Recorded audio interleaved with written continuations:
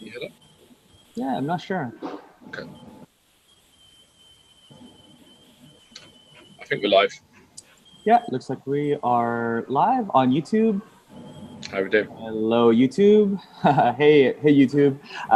Yeah, we're a few minutes late, but thanks for sticking around with us. And we are here for another episode of Thinkific Live with your good man here, Paddy McGill. Hey, Paddy, say hello. Hey, everyone. How you all doing today? And we've got a special guest with us, Jim Padilla from Gain the Edge Now. How you doing, sir? Thanks ever so much for joining us on today's live.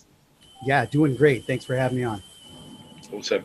Awesome. So, I know we've referenced it throughout our week that we're going to be meeting you, but I thought, Jim, it would be a good idea for you to give an introduction to yourself, maybe like some of the people and some of the launches that that you've been working on, and people that you work with. And I'm sure when you say these names, a lot of people are going to be like, "Wow, so that's who you work with. This is the guy that helped makes the magic happen." So, Jim, over to you, pal, and let us know who you are and what you do. Definitely. Thanks. Well, my name's Jim Padilla, and with my wife, who's my business partner as well. We have this crazy, amazing company called Gain the Edge, and we are the go-to outsourced sales solution for the experts in the personal development industry. And we work with a lot of the high-end 7- and 8-figure launches that you see out in the marketplace. We work with some of the experts from Justin Livingston, Bill Barron, Josh Turner, Danny Inney, Ted McGrath, and more. We do a lot of the much of the multi-million-dollar launches and many of the smaller launches that you don't see. And we've got this amazing virtual team that is in lockstep, that does, we do sales, from phone sales to online chats and everything else in between, to help people get the greater conversions from their launches, their events, and their high ticket evergreen masterminds. That's amazing. Yeah, I mean, I'm sure there's some names that everyone's going to be really familiar with. Obviously, like Danny, we've been doing some regular campaigns with over the past 12 months with great success. And obviously, owe a lot of that to Team GTE as well, mate. So first of all, thanks for that. So tell us a bit more. How did you get into the, I guess you could call it like the launch sort of sales industry? How did that all come about? Well, it's kind of interesting because this goes back to my childhood a little bit. I grew up in a really abused environment. To teenage parents, dad took off and mom just didn't know how to handle situations besides violence and rage. And so I got abused a lot. And then I was in foster care at 13, on the streets at 16, and in jail at 19. So the whole first stage of my life was spent having to bend the environment around me so that people would want to trust me and lean to my favor. And so that way, that was the only way I could protect myself. Little did I know that 20 years later, I'd be making millions of dollars and helping others make lots of money by teaching them how to defuse the environment around them so that people can let down their guard to trust you enough to want to give you their money. And so that's been the journey that we've been on. It's not about scripts and processes and everybody's formulas. It's really about stepping up and understanding who you are and how to show up for other people the way that you were designed to. So there's a lot of talk in the industry that to be a successful course creator or to be a successful digital entrepreneur, that you need to have this like massive launch, and you need to aim for like 6 figures every time. Would you say that's a bit of a myth, or would you say that's something that's something that you agree with? It's a great question, because I don't believe there's any one way to do anything. And for us, launch isn't a thing; it's a mindset. Right, because like you talk about Danny Inney. Yes, he does launches, but what we've done is we took the launch approach to a monthly evergreen. Right, so the thing that's great about a launch is you have a high intensity of action in a short period of time, and that engages the human mind. People love that. So how can you launchify a summit, launchify an evergreen campaign? Right, humans respond really well when there's a beginning, a middle, and an end to something. So if they can see the finish line, they'll work harder. But if it's just ongoing, evergreen, no ending, they're not going to peak perform, because there's no reason to hit a peak, because there's no end to it. That's an interesting point. You're having that, just like all things, just like even a story, you've got to have that beginning, middle, and end. I like what you said there, where people need to know when something's like beginning, the middle, and the end, then it's finished, and then they could perhaps start something new. So that's interesting. So how do you think that applies to like like a membership site then? Yeah, that's really interesting, because one of the things that we ask clients when we first start working with it, if we're doing a launch, or if we're doing sales for your event, we want to know, what role does this event play in your overall scheme, right? Nothing stands alone. Nobody I know does a launch and then sits around for a year and waits till next year to do a launch. So what is your graduated ascension program? What is everything you do should always have some place to go upward and some place to go downward. And so you want to make sure that you're constantly building in what is the next step for people and educating them along the way. So that right when they start your program, whether it's a 30-day program or a 12-month program, they should know that there's some place they can be going at the end of this. So you can start creating that experience that will lead them to an automatic conclusion of, hey, yeah, that's where I want to go. Interesting, because we were chatting with a gentleman yesterday who does launches as well, but he's mostly course creation as well, and taking people with no experience to go. And he mentioned something where you've always got to have something next. So what I'm hearing here as well is that once you've done that launch of that membership site, you should probably be thinking about what else do you have to move that person into. Am I getting that right? Yeah, but it's more like, if you don't know where you should take them next, then you don't actually know what you should have in your program. So the only way you can build a quality program is if you're crystal clear on what's the intended outcome. So if you know where you want to let them off, and with us, like many times, it's not just to our next program. We have partners that we work with, right? We have other people who provide other services. Like, we don't do funnel work, but I have partners who do. And so you come to us ready to do a launch, we may need to send you over there first. Okay. And vice versa. They prepare your funnel, and at the end of it, then they send you to us, but they prepare you for that right from the beginning. So what would you say are the key ingredients or the recipe to knowing that you're ready to do a launch? That's I know that's a big question. I know that's great question. million mile question, but what are maybe the things that if you're doing it right now, you're not ready to do a launch? Yeah. I would say, number one, get clear on if you have these three things in place. One, crystal clear positioning so that you understand what you need for the marketplace. Two, that you're phenomenal at the results that you can deliver. So your results are not impressive. And three, what are the relationships that you have in the marketplace, right? Because even if you don't have a partner launch, quote unquote, you still need to have other people who can endorse or promote you or sign off on what you're doing. So positioning, exquisite results, and relationships on purpose. Okay, relationships on purpose. That's interesting. Never heard that expression before, so that's great. And I think that actually says a lot, because you're not just going to build. I'm just going to build a relationship with anyone or just be friends with everyone. You've got to be purposeful in who you partner up with, who you buddy up with for the long term. And I guess it's one of those things like, does he or she or the person align with your own personal goals? Am I getting that right? Absolutely, and so much deeper. Like I'm we're in the Bay Area. We live in Sacramento.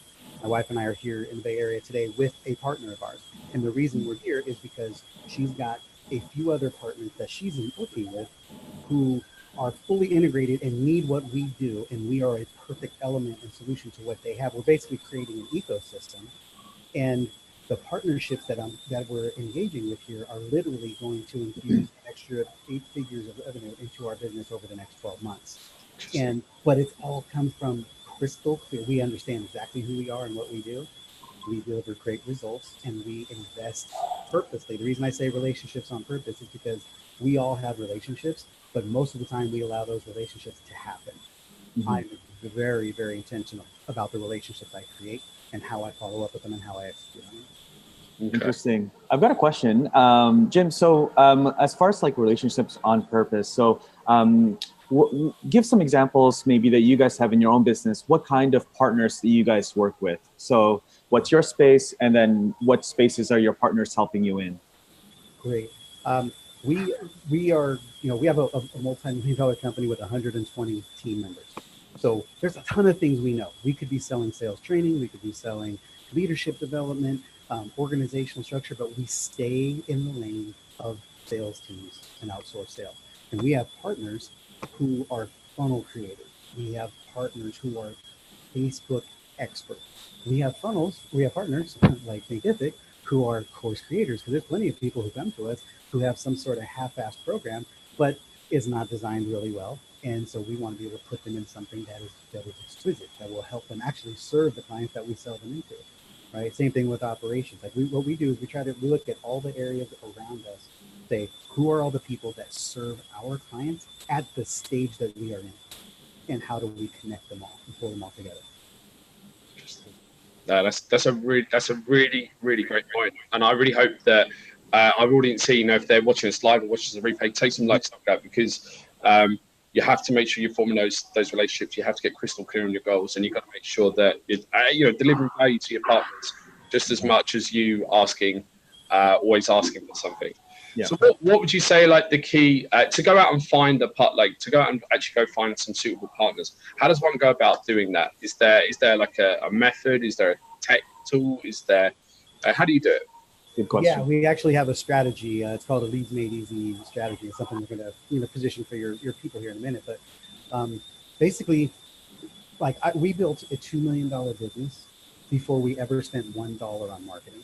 And it all came from positioning, results, and relationships on purpose. And literally $2 million of revenue before we ever spent a dime on marketing. I invest heavily in relationships. Like, I literally have an appointment on my calendar every Friday where I spend 2 hours doing nothing but working on relationships. So I'm reaching out to people who needs a card, who needs a gift, who just posted something that I can share, but all with the purpose of me giving to them, not the other way around, right? But I'll give you the quick overview. Is our program. We use a concept. It's built on a waterfall metaphor, and most people are talking to people, and you might be talking to them about good things and even the right things, but probably at the wrong time, the wrong stage of what we call readiness, need, and desire. Most people are talking to people. If you have a waterfall, we have 4 stages of it. You have floating, which is far upstream, which is usually somebody who's totally oblivious to a real problem. The falls, which is when you're about ready to go over the falls, which is where most people are easy to find because they're jumping up and down screaming that they need help. But they're the hardest people to convince to change their actions, and they probably spent a ridiculous ton of money. So that's the hardest person to convert and actually educate, but the easiest to find. Then you have devastation, which is somebody who has gone over the falls and completely in utter turmoil. They're broken, and if you're great at fixing people and handling a crisis, that's actually one of the most profitable places to be, because people are needing to survive. They will do what they need to do, and they need you to be in integrity and lead them out of it. The 4th stage is recovery. If you happen to survive the falls, now you got to put yourself back together. So the key is understanding what is your service deliver on that arc, and who are your partners might not be in the same stage as you. They might be further upstream or further downstream. You just have to be crystal clear about that. And then you just start spending your time focusing on what are the problems that person would experience, and how could I be of value to the expert who has those people in their community. That's a really great analogy, and I'm not one I've heard before. So and for me, that's very, very easy to visualize. And in fact, I was just thinking of that. There's people in those whitewater rafting, just no, we're about to go over. So I think that hopefully that makes things crystal clear. If anyone that's thinking about doing launch or reaching out to partners, where are they within that? Where are they in that waterfall right now? And you're absolutely right. Some people are completely oblivious. They might be right at the very back. They don't even know what's rapidly approaching the devastation that awaits when they go over the cliff. I'll give you a quick example. There's so many people that we have. I can tell you right now, almost everybody puts way too much content in their programs. But most of the time, you're offering somebody a solution that requires them to devour a ridiculous amount of content. And think about it. If you're ready to go over a cliff, do you need a lecture or do you need a rope? Right? So you need to have a program. If that's the stage of development where you catch people, and you need something that can get them quickly out off the edge, and then put them in a place where they can hear you. They're not going to hear you if they're screaming as they're going over a cliff. So make sure your content and your sales and your marketing approach to the stage that they're in. Yeah, that's true. I mean, I do agree. Like we always, me and Patty, and Aaron and the guys on our team, we always tell people like the amount of information or the length of the course doesn't necessarily translate into the price or the value, the cost of that course. So people are actually buying a shortcut, right? So when they take your course, they want the shortcut. So making that short, I think it's really hard to make things simple. I think there was like a quote where it's like, if you want to sound really smart, use simple words. Make it simple for people. So no, that's great. That's a great tip. Yeah, and Richard Dick Feynman does something similar. So Richard Dick Feynman is one of the guys who cracked the atom in the Manhattan Project, and he said, like the moment you can explain the subject in like one paragraph or like one or two sentences, then you understand it completely, which I think is a really great analogy. Exactly. Yeah, and if you can articulate their problem better than they can, then they give you credit for knowing how to solve it.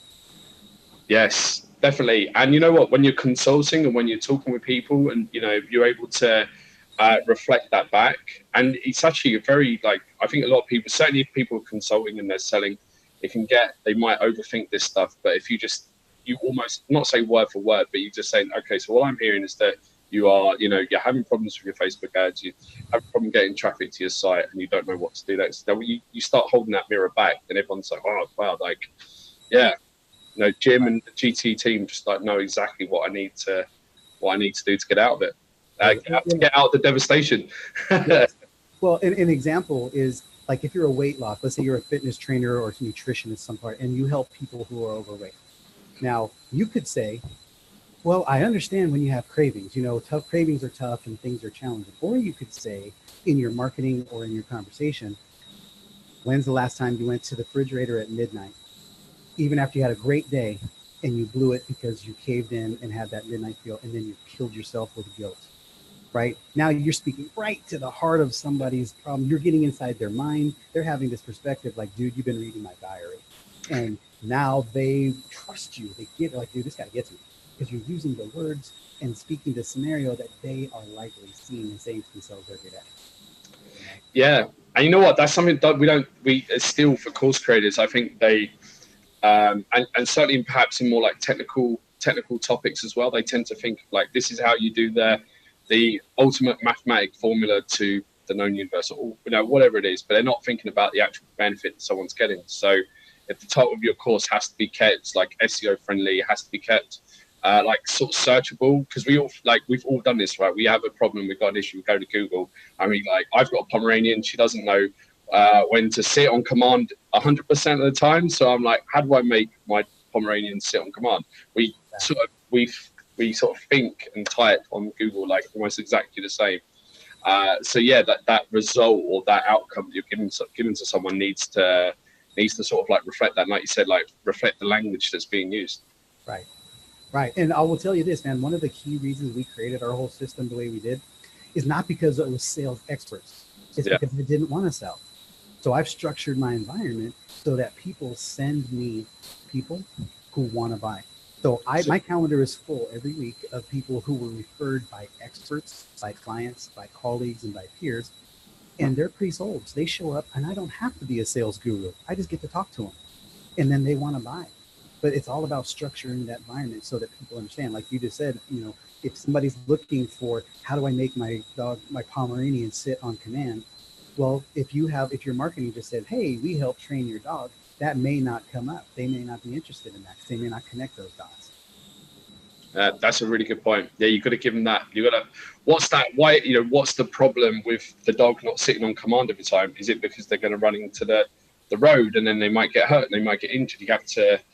It's like that sort of that onion concept. You're just going to keep like peeling those layers back until you find that root pain. But I think what you picked up on there is really interesting. That like an inbound warm lead is much better, much more enticing prospect than just spending a lot of money on Facebook ads, cold prospecting, and because I've done the cold calling stuff as well back in my days as a recruiter. And if you're not, people, like you said, people aren't expecting you to call them up and say, oh, hi, do you want to buy some stuff from me? They're, like you said, way down still in the river when it comes to the waterfall, Right.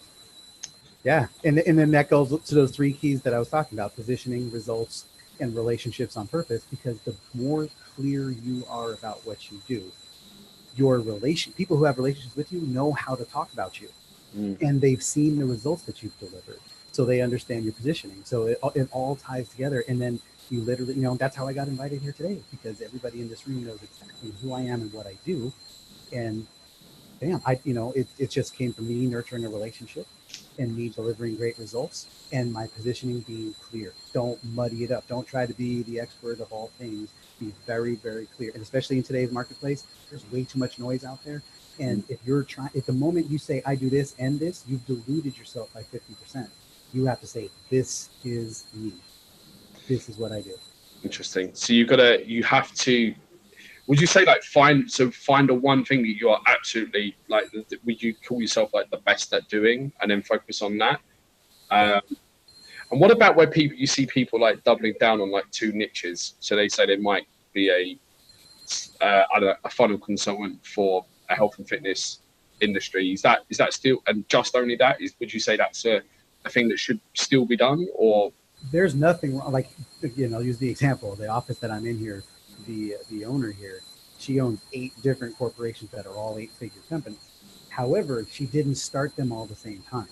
She started one, mastered it, rocked it, scaled it, then started the other one, mastered it, scaled it. Now she's got a conglomerate consortium of companies that are all crushing it, and each one of them is dominant in their space. Had she tried to start all 8 of them at the same time, you wouldn't even know who she is. Yeah. No, that's a good tip. I think a lot of course creators, they want to like create, this whole big like thing, and just start with one, and even within the course, just start with a small course, right? Don't create this like massive masterclass. Just create like a really small mini course and like try to do that. Get in the habit of creating content and like lessons and how that works. And yeah, so great tip, great example. Yeah, the clients that we get the best results for with all of our sales campaigns are the ones where two key components in common. One, they are crystal clear about what they do and who they are, and they have a great relationship with their list and their audience, so people trust them and they show up. Because Danny Inney, great example. We sold stuff on his campaigns for the better part of a year, where he would send an email to his list, no video, no webinar, just an appointment thing, and our calendars would be filled. Because they trust him. They do what he says because they know he delivers on what he says. Yeah, definitely. Yeah, like you said, you have to deliver. You have to deliver results to that list. You have to nurture them. You have to stay in touch with them. Deliver value as well. I think is really important. Certainly when it comes to emails, because we get bombarded obviously with enough during our day as well. So what would you say like one of the key 1 or 2 tips? So for the aspiring entrepreneur out there, they're building up their list. What's like a couple of good things for people? How can they stay in touch with that list or build that rapport up with people? Because I know you're very, very good at this as well, Jim. Well, the first thing, I just delivered a talk on this just the other day, is you got to go away from all the trends. If you see everybody else doing it, assume that you shouldn't do that. Or at least question why they're doing it. Don't just do it because somebody else is. So what people want to see, there is more and more exquisite perfection with videos and marketing. If you're not at that level, don't be at that level. Just show up yourself. Show up, and if your brand and your general status, just like you're wearing sweats and a hoodie right now, good on you. If that's who you are, then just do that. And you don't put on a suit and go put yourself on the top of the Rockefeller Center and shoot a video if that's not you. Don't rent a Lamborghini to get in the damn video so everybody can say, look at me. Drive your hoopty, be real, and be on purpose. So nothing sells like the truth, man. Very true. Very, very true. You got to. There's a lot of the word authentic gets like, I think unfair rap as well, because it's getting used a lot right now. But I think you have to be true to yourself. You have to be authentic, and like you said, Jim, if you believe that you're doing the right thing, then it will usually it will shine through on how you treat yourself, your customers, your clients, and obviously any other partners that you buddy up with. So what is there any like particular horror story or any sort of like big lesson you've learned when you've done a launch, or when you've been closing a sale and it may be like something went what was going to be like the golden goose and then it just absolutely Well, it got roasted instead. Yeah. You know, we had a launch with a client just this past year, that was expected. The goal was 1.2 million, right? And we ended up doing just over 100,000. And I was trying to help them understand that, but they were using the same launch sequence, the same content, the same marketing that they had been doing for the last few years. And I said, look, the marketplace is changing too fast. I don't care what you use. I only care that you can answer why you're using it, and do you know it works, and do you know why it works? Those are questions I ask continually. So whatever you're seeing somebody do, and if you're doing the same thing that used to work, man, take a look. All you got to do is jump on the internet for 5 minutes to know the world changes freaking fast. Yeah. And whatever worked last month or last year, if you assume you shouldn't change any of it, you are out of your mind. So you need to be able to say, why am I doing this? Do I know it works? And do I know why it works? And if you can answer those satisfactorily, feel free to continue doing what you were doing. If most likely, you're going to have to do some digging and probably tweak some things. That's some great advice there. And you know what, it's you know, I hope that shows that everyone, you know, even the successful businessman that you are, you know, there's always going to be, you know, not everyone gets, it's not always 100% perfect, right? There's always something's always going to happen. You just got to always rethink and reassess what happened, and then obviously make changes for the better. Definitely. So Tim, how can people get in touch with you, and how can people reach out to you if they want to learn more about your services, or potentially, I don't know, ask you some questions? Yeah, well, there's two things. One, and we'll make sure you have them. We have a Facebook group called See You at 7. It's SEEYOU at the number 7. And the whole concept here is we're here to help you get to that first 7 figures or that next 7 figures. And so we're there. My team is in there. We're in there. You can ask me many questions if you want. You can engage with other people on the journey. And then I also have a formula that we did. It was a 5-day challenge that we did, but it's a phenomenal process that walks you through what we were just talking about. How do you get the positioning? How do you identify the results? How do you build those relationships on purpose? And it walks you through, just like we talked about, super simple, real easy, quick to implement, and it doesn't go, it's not 100 steps. It's 5 things you do in 5 days. And nice. It's something that, you know, it's something we sell for $1,000, and we knocked it down to 97 for your people. So if that is beneficial to them, I promise you'll learn how. This is our main concept, my number one goal. I prospect for partners. Most of you prospect for clients. And once you find a client, it takes just as much effort to find a partner as it does to find a client. That's a very good point. That's a very, very good point. You know, we've all done it. We've all gone out and tried to win business for the one-time thing, but perhaps not for that long-term play. Great advice, Jim. Really great advice, and I hope a lot of people here that join us live and on the replay can learn from that as well. So let us know what your comments are. If you've got any questions, Rob, is there any other questions or Facebook chat so far? No, I think we're good. Yeah, so we will definitely share all of those links to your group, Jim, and also we'll get that link to your program there, and we'll share that with everyone on both on the Facebook and the YouTube Live. And if anyone has questions, you guys are watching this on the replay, perhaps drop the comments in, and we'll make sure that we get Jim to answer it for you. Absolutely, happy to help any way I can. And just so you know, even if you're not looking to build a big launch or whatever, I geek out on this stuff all the time. If you want to run your launch strategy by me, just reach out, man. I would love to talk about it and see what you're doing, so we can give you some insight, save you some headache, and watch you. That's very, very kind, Jim. And I'm sure you're going to get some. You're definitely going to get some response to that, Jim. If you don't mind, just for 1 minute after, just stick around after live. It's got a couple of questions to ask, for some really good stuff come up in Q1 that I think you'll love to hear about. Awesome. That's it, everyone. Thank you so much for joining us Facebook Live, Jim. Thank you, sir. You know, we've been able to deliver a ton of value in this short space of time, so really appreciate it, mate. Thank you so much, and for everyone to join us, we'll see you at the next Facebook Live. Bye bye. Thanks, guys.